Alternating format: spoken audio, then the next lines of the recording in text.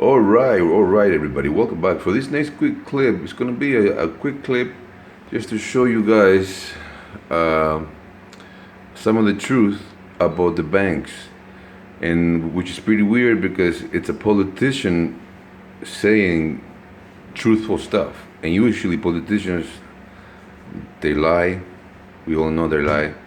But please pay attention to what this guy is saying, and if you have any money in the bank, I would suggest you go take it out as soon as you can. And if you don't know how the bank system works, please pay attention and learn something, because this is very important information.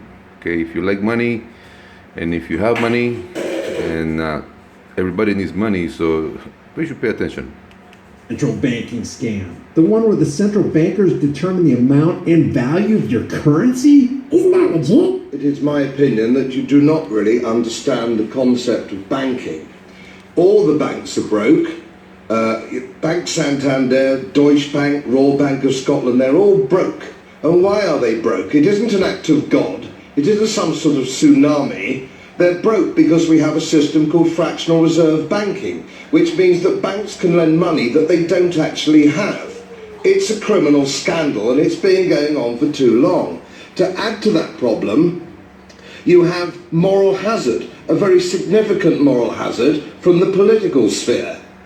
And most of the problem starts in politics and central banks, which are part of the same political system.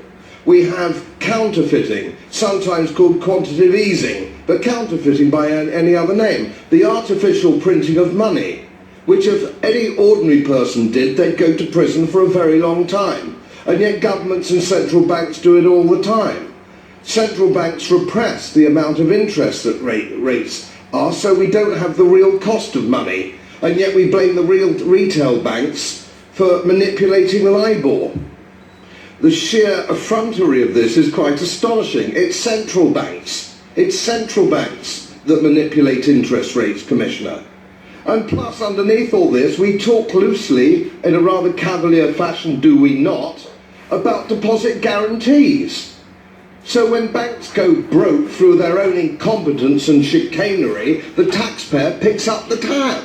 It's theft from the taxpayer. And until we start sending bankers, and I include central bankers and politicians, to prison for this outrage, it will continue. Corrupt Rashida Tlaib tried to... There you go, everybody. Please share with everybody you know, and do your research, because all banks do this. All banks do this bullshit, and it is theft.